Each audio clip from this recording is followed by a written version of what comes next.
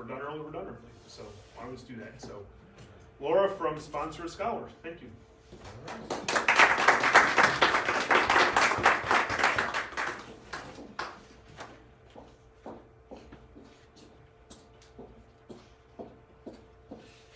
I went that way so as not to cause a scene on Facebook. Well, we want a scene caused on Facebook. We're trying to drive up our numbers. All right, so thank you so much for having me here. I'm Laura Marx. I am the fairly new Executive Director of Capital Region Sponsor a Scholar. I think I just hit my 2-month mark, so you know, I'm running and ready to go. I should know everything I'm talking about today, but certainly if you have any questions, I'd be happy to answer them, and if I don't have the answer, I can obviously get back to you about that. But really, I want to start out by thanking you for your past support. I know the Albany Rotary has been involved with Sponsor a Scholar in the past, and we're happy to be back here and telling you a little bit more about what we do in general, and then kind of, you know, what's different and what we're looking forward to over the next couple of years. So basically our mission is to inspire and empower promising underserved students to succeed in high school, college, and life. So really, while we start working with students in high school, we're really a college success program. We work with students in Albany, Schenectady, and Troy high schools. We were founded in 1996 by 2 businessmen who were really looking to address the low high school graduation rate, specifically in Albany. And so they did a feasibility study and found out that there really is a need. And they started the program in Albany and Troy, and then later in 2000 added Schenectady. So how the program works is at the end of a student's 9th grade year, the scholars are selected to begin in the program, which would be the fall of their 10th grade year. So scholars must be eligible for the free and reduced lunch, and that's how they meet our income eligibility, and that's at the time of selection. So if something changes in their household, they are not removed from the program. It's the income eligibility at the time they're accepted. They're also about the average students. So those students that have potential, that have leadership skills, and that really see themselves as going on to college. They have to have a recommendation from their teacher. They have a recommendation from their guidance counselor, and their parents also must be supportive of the student going on to college. For a lot of our students, about more than half, they're the first in their family to go to college, so the parents really need to be supportive of that. Once in the program, the scholars are required to attend monthly homework sessions that are offered at each school. It's after school, it's 1 day a week. We have academic coordinators who are also guidance counselors in the schools, but the academic coordinators are part of our staff to ensure that these students are getting what they need to be successful. So also at those after school sessions is we have tutors that are there available to help them with their academic work. And then we have 2 program staff that are also there. So they're working on things like applying for college, time management skills, stress reduction. They get emotional support and anything else that they might need to be successful. So the goal is to have them graduate high school and help them get into college and be successful and graduate from college. So once in college, we provide a stipend. So at the successful completion of each semester, they receive $750 that they can use for whatever expenses that they need. They have to maintain a GPA of a 2.0 or greater. And in order to receive their stipend, at the end of every semester, they meet with our college success manager, who just makes sure that they're staying on track, provides any support that they may need, figure out if there's any struggles that they're having, maybe help them get an internship if that's something that they need. If their GPA is below 2.0, we work with them to create a plan of what they need to do to get that GPA up. And then they would have check-ins throughout the semester to make sure that they're doing well in their classes. After graduation from college, we also try to keep in touch with our alum and help them in whatever way we can. So sometimes it's interviewing skills, maybe putting together a resume, networking, internships, helping get a job, using our networks that we've created to have them come back and have a job and be a successful part of society. One of the important parts of our program is mentoring. So every student is matched with an adult mentor who has completed either a 2-year or 4-year college program. It's really important to us that they are a college graduate, because since a lot of our families, they're the first generation to go to college, sometimes the families don't know those nuances and things that happen when you're in college. So being able to provide that mentor and support of someone who's been there and can offer some guidance in that way is good. Mentors are required to spend about 4 hours a month with their mentee. And this could be anything from going out to breakfast, going out for coffee, taking them to, some taking to a live at 5 when it's actually warm out. But anything that you can do with your mentor, or mentee, just really to provide support and opportunity to talk, just another adult who's in their corner really rooting for them. It is a long-term commitment for our mentors, so we ask that they be with their mentee for about 4 years. So they start in 10th grade, and then they finish up their mentee mentorship after their first year of college. And some of our mentors and mentees stay in touch long after that. We work with our mentors to make sure that the relationship is successful, that they're keeping in touch with each other. We'll send out bi-monthly newsletters with kind of free or low-cost activities that they can do together. We're actually the first organization in the region to be part of the National Quality Mentoring System through Mentor New York. So it is really ensuring that we're following best practices with our mentoring program. So every student is also matched with a sponsor. Our sponsorships are $10,000. It can be an individual or a group sponsor. Sometimes we have companies or foundations that also sponsor a scholar. $4,000 of that money goes to program costs. So students in the program while they're in high school, it covers the tutoring. We'll pay for AP fees, SAT prep classes, sometimes the SAT fees as well. Career awareness activities, college visits. Every student gets a graphing calculator so they can be successful in their math classes. And then $6,000 is held for each student, and that becomes their stipend that they receive for the 4 years while they're in college. Just talking a little bit about numbers. There are about 90 kids in the program at any given time. So each year we accept 10 students from each high school for the 10th, 11th, and 12th grade year. And then as those 30 kids graduate and go off to college, then we bring in 30 more to start the program again. We also just had our 250th college graduate, so we're very excited about that as well. So as the program continues on, we continue to bring in more and more of those college graduates. Talking a little bit about numbers, 99% of our scholars graduate from high school. We have about a 69% college completion rate, which is a lot higher than the national average for low-income students, and that national average is about 40%. So that's really what we're looking at, is that college completion rate, to have kids come back to the region, hopefully, and have a job and contribute that way.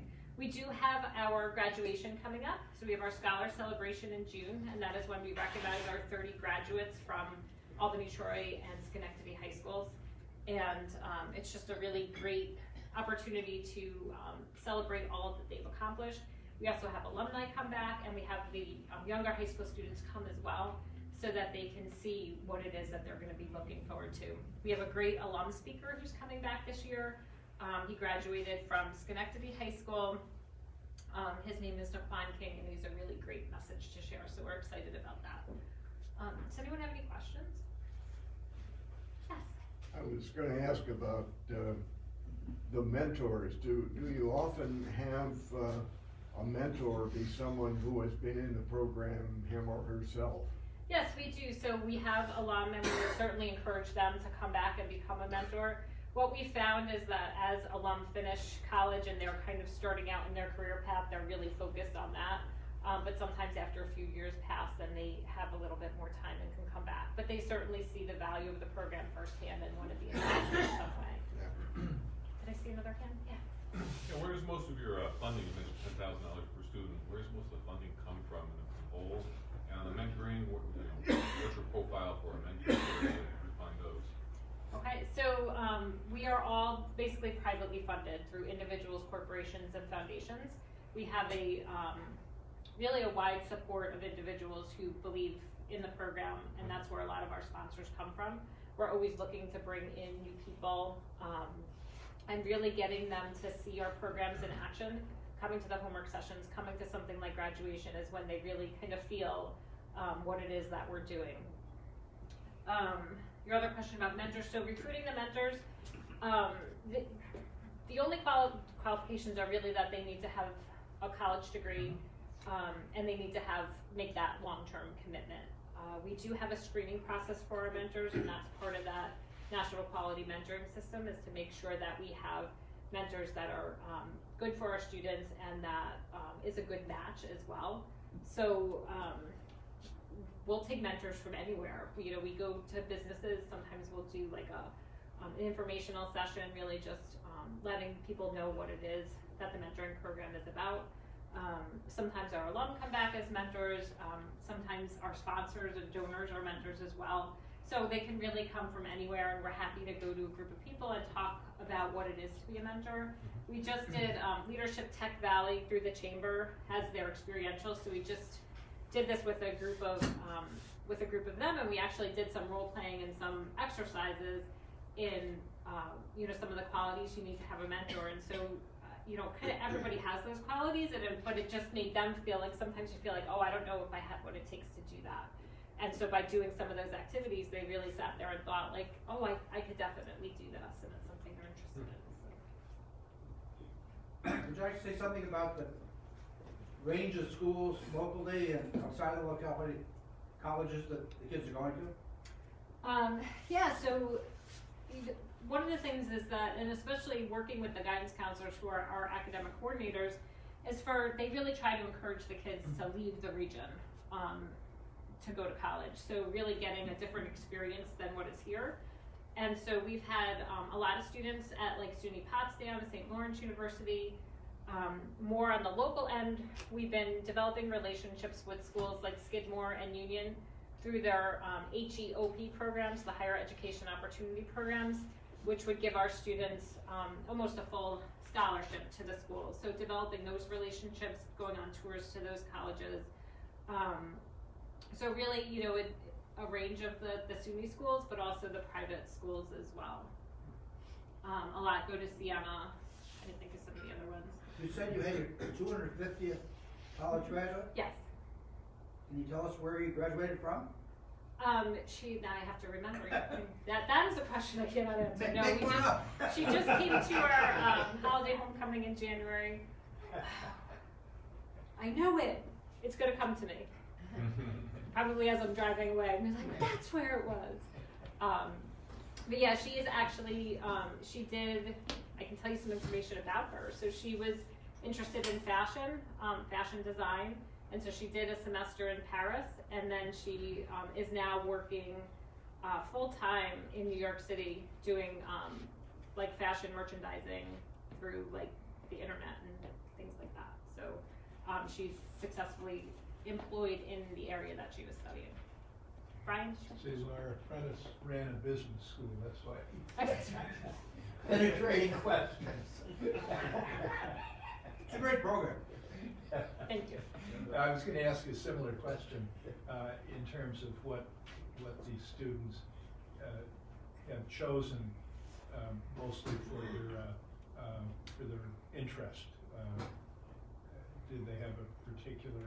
Do they seem to choose a particular track? And then my second question was, what's the usual reason? I mean, that's a great statistic in terms of the against the national average of completion, Laura. That's really great. But what's the usual reason that they don't complete, that they drop? Right. I mean, for low-income students, a lot of it is financial. And I was just reading, one of the things that we're doing, they started last summer, and we're expanding the program a bit this summer, is called Summer Bridge. And so one of the things that is an issue is called Summer Melt. And so students that graduate from high school, they have plans to go on to college, but never actually get there. So they've been accepted, they've done that whole process, but never actually get there in the fall. And so this summer bridge program is trying to help eliminate or reduce that melt. And so one of the things that melt is very common, especially among low-income students, financially is one of the biggest issues. Not being able to fill out the paperwork, just getting really bogged down in that process of what, the deadlines are, what's supposed to happen now, and if you come from a family who hasn't been to college, or maybe English isn't even their first language, that becomes more and more difficult. So putting in some of those, the resources and the supports to remind students, like, hey, this deadline is coming up, or if you need support, we're here, or here's how you fill out the FAFSA, or this is a deadline that's coming. And so that's what our program staff do, is they're able to communicate with the kids. We have something called Signal Vine, so it's a texting system where just those simple reminders can often help kids avoid summer melt, but also help them stay in school throughout the year. Sometimes they forget that there's resources, or they're embarrassed to use those resources, to ask for extra help. And so we're just there kind of constantly reminding them that it's okay to get the help. There's people there that want to help you, and you can be successful if you do this. Great, thank you. So, and then the first part of your question, as far as, I don't know that there's necessarily, particular sets of interests that the kids have. What we really try to do is help them figure out what they're interested in. So some of our career awareness trips, we do things like going to the bank, and then, but even within that, there's the IT department and there's the marketing department. They're doing a trip to Albany Med, and they're looking at not only medical, but all the departments that take to run a hospital. And so getting them exposed to some of these different careers so they can figure out what it is they want to do. I know there was one student who, she told our college success manager that she wanted to be a psychiatrist. And so she didn't realize that meant you had to go to medical school. So as soon as she heard that, she's like, oh, forget it. But it's kind of exploring, why are you interested in that? And then how can we help you get there? And so, a lot of the kids will go into school thinking they want to do something, and then, maybe transfer to something else, which is common for any student, right? Who at 17 really knows what they want to do. But by giving them some of these opportunities to expose them to the different careers, can only help them kind of figure out what it is that they want to do. Thank you. What's the male-female split, and is it different from when you take them in high school to when they graduate? What was the last part? Does the ratio stay the same through graduation from college if it was in high school, or are the women dropping out, or the men dropping out, or how's that work? I don't have a lot of demographics, so we are probably a little bit more female than male as far as that ratio for students. That's an interesting question, and actually I was just reading an article this morning that they said that males are more likely for that melt and things that we were talking about, and we haven't compared our demographics against that, so it's something that we should probably look into as we're doing more of the breakdown of gender as well as ethnicity. Yeah, who you push for assistance. Right, and some of that may be that studies have shown that women in general are more likely to ask for help than men are, so some of that may attribute to that as well. What's the most likely way that a eligible student might find out that he's eligible, or she's eligible? It goes through the guidance counselors in school kind of use their judgment about what they know about the kids. They ask teachers in the school who they might recommend. Actually, in one of the schools, students who aren't even in the program come to the homework sessions hoping that they can get a spot. So it is something that the students are seeing as valuable. They'll come to the homework sessions just because their friends are, because they need a place to be after school, or because they want that extra help. And we don't typically turn kids away from that. If they're going to spend their afternoon coming to a homework session, then we want them there. So it's really just, it's being identified within the school. Sometimes there's siblings, so if an older sibling has gone through the program, the parent might kind of say, here's this other one coming through, are they eligible, that sort of thing. Yeah. Does that ever happen? Does someone who wasn't chosen initially ever get to be in the program. They could be. So typically we do take them starting in their 10th grade year. That's when they'll get the most value, you know, for the full experience. But there have been opportunities where kids have either moved out of the district or something happens and they can no longer be in it, and then that spot opens up and we can move them in. I know you've been waiting for a while. There's, I was reading something about Hudson Valley having a new program to learn the trades. Do you get involved with trade schools at all? You know, we're kind of sticking to our mission, and our mission is really to get students to graduate from college. However, college isn't right for every student, and so as we're working with our students and we see that maybe you know, they're not doing well, their grades are falling lower, if they can have a trade, or I was just reading again an article about certificates. If they can have a certificate, if college really isn't an option, then we can help work towards that as well. So our first goal, just our mission of our organization, is really college completion, but it's about students being successful. So if being successful for them is having a certificate or, you know, experience in a trade where they can have a job and be a contributing member of society, then we can help them with that as well. Where do parents of these candidates fit into the equation as far as dragging them into it or whatever? Yeah, so we, like I said, the parents need to understand that the kids are gonna go away to college or possibly go away to college and be okay with that. We have an orientation with the parents involved, so with the students, with the staff at Sponsor a Scholar and the parents, to really set the expectations so that everybody knows you know, what it is that's expected over the next, because you know, it's a long-term commitment for everybody. We also talk a lot about the mentoring process, so the parents accept that a mentor is going to be part of their child's life as well. And the mentor's role is not to be a parent or to take over the role as a parent, but just another supplemental person that can help the student be successful. And so we want the parents part of the process in every way that they can. You know, and the feedback that we've gotten is good. They love the program. When they come back for either graduation or our holiday homecoming in January, they sit with their mentors and they're excited about the program, and they really know that their child is getting these extra opportunities because of this. So they are a part of the process as much as they can be. You guys had some great questions. There's only a couple I couldn't answer. Uh-oh, here comes from...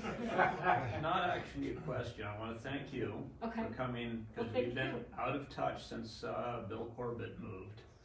And the other thing that's true is that since Bill moved, we haven't really been engaged with Sponsor a Scholar. So we should talk about ways that Albany Rotary can re-engage with Sponsor a Scholar, because education is, after all, one of the key Rotary priorities. Well, we would love that, and thank you for inviting us back. And happy to keep in touch and, you know, let you know what's going on and figure out how we can work together. I did bring some materials that I can leave in case anyone wants to look. So this one is just our general brochure, and then we have something specific to mentoring. And then this is our yearbook. So this is last year, so this is what we give out at June. And it has the stories of the 30 scholars from last year that graduated. Talks about where they're going to college, what they wanna pursue. And so I can leave these if anyone wants to read them. It gives you a little bit more information about, you know, what it is, some of those questions that you were asking. So I can certainly leave these if you'd like. Thank you. That's it. Any other questions? No? Cool. Thank you so much. We have one thing for you, for acknowledging that you were a speaker here today. So we just have a little certificate for you, and then Todd will take a picture for us. Cool. Thank you so much. Thank you very much. So that pretty much wraps things up.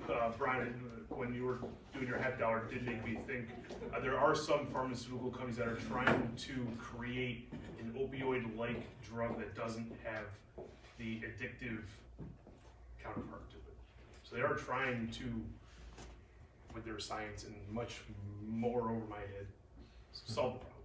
So we'll see what happens. Does anybody else have any other things on the top of their head that did like to discuss, any potential service projects that you've been kicking the tires on, wanting to present to the club? No? Then we can, wrap up a few minutes early today, the 4-way test, and we'll call it a day. Of the things we think, say, or do, is it the truth? Is it fair to all concerned? Will it build goodwill and better relationships? Will it be beneficial to all?